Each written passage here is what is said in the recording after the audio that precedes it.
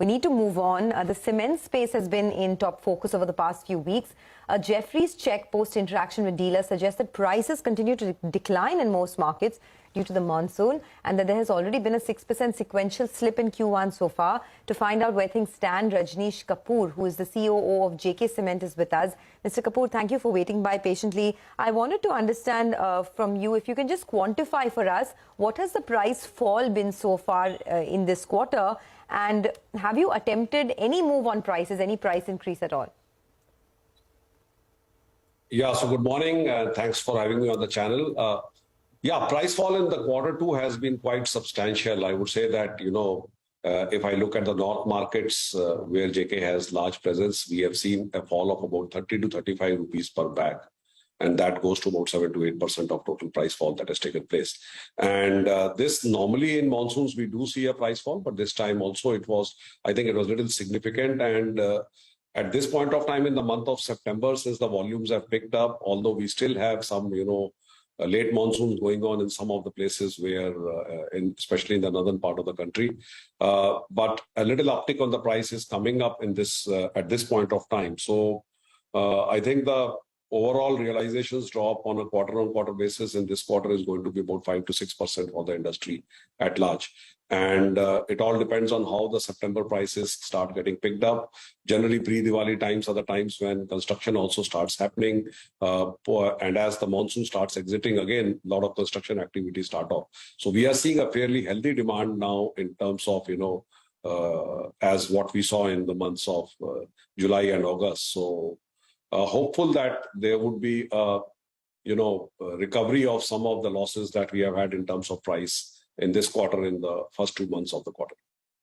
Okay, sharper than expected price fall in this monsoon season, but expected to pick up.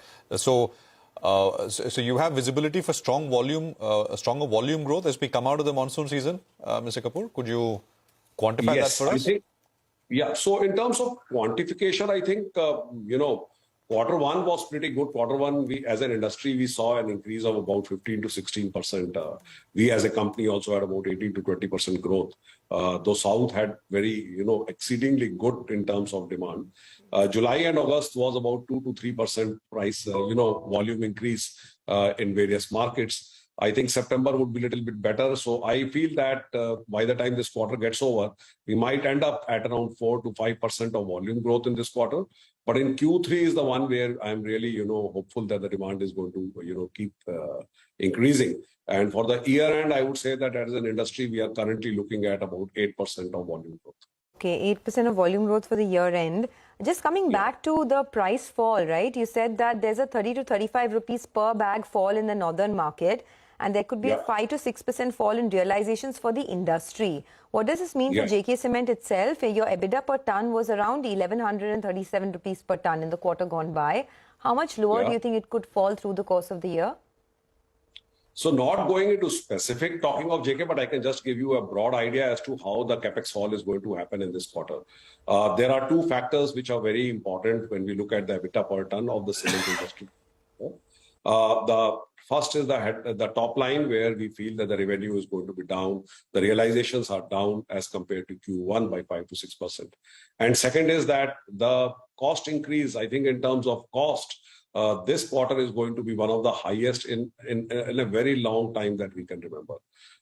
While the petcoke prices and the fuel prices have started easing down now at this point of time, but the peak of your inventories that you were holding, the expensive inventory that you had purchased in the previous couple of months is going to hit. So I am actually looking at an average 300 to 400 rupees drop in the EBITDA per ton across the industry. And therefore, we won't be an exception to that. The only thing that is going to be different for that is that how other companies or how companies are able to take in some of the cost-cutting measures. And those cost-cutting measures can only, give you an advantage of about 50 to 75 rupees in terms of you have increased your alternative fuel utilizations and things like that. You're able to do some efficient, stock management.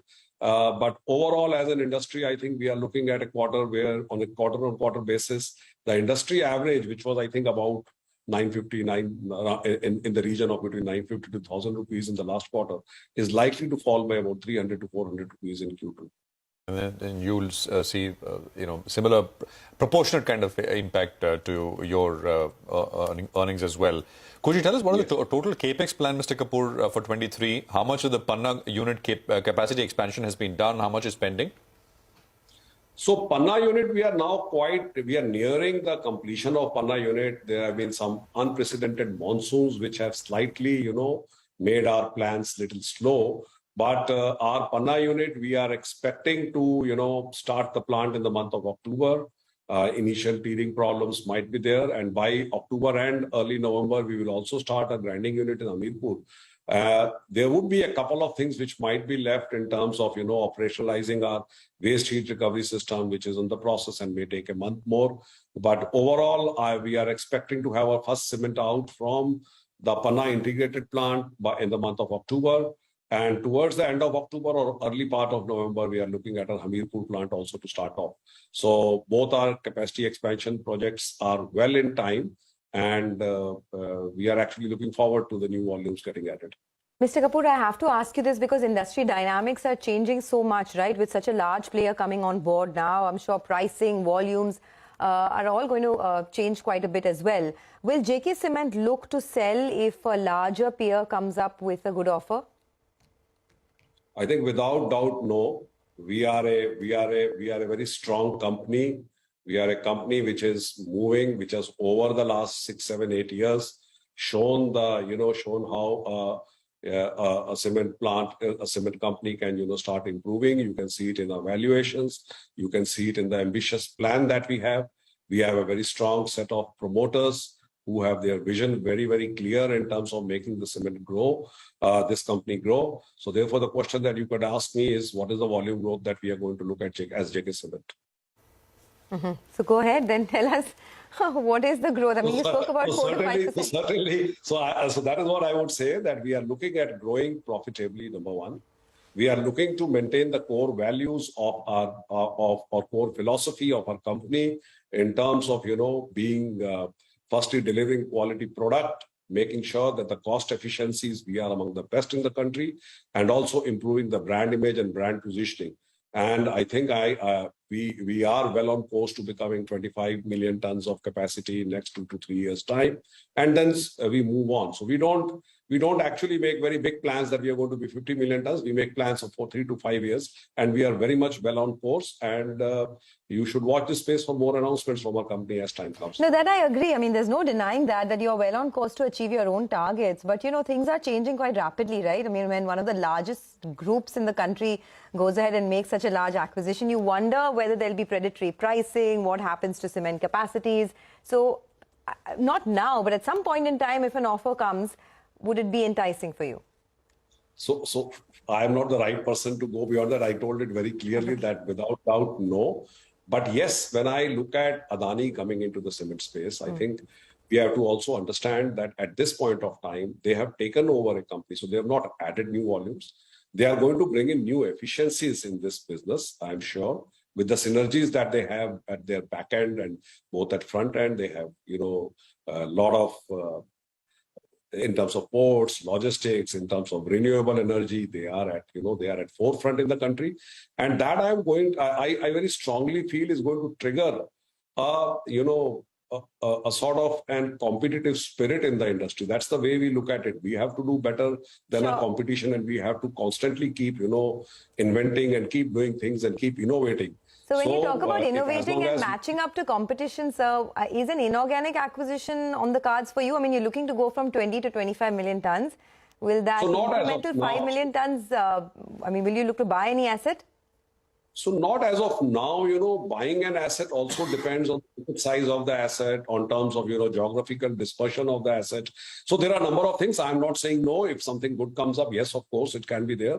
Our balance sheet is becoming stronger now. So we could look at it. But at this point of time, I would say that no, we are not really actively scouting for an asset. We have our own plans. We have our Panna line, which is now, we have put the first line. We have enough reserves in this, area. We could think in terms of adding a second line. We have already started, finalizing a couple of more grinding units. We have already won a mine in Jaisalmer, where in next 4 to 5 years time we would see the plant coming up there. So we have actually a lot on our hand in terms of our greenfield and brownfield expansions. And during the course of this, if we find some something coming up, yes, of course, it can be considered at that point of time. All right, we'll leave it there today, sir. Thanks a lot for joining us. That's JK Cement.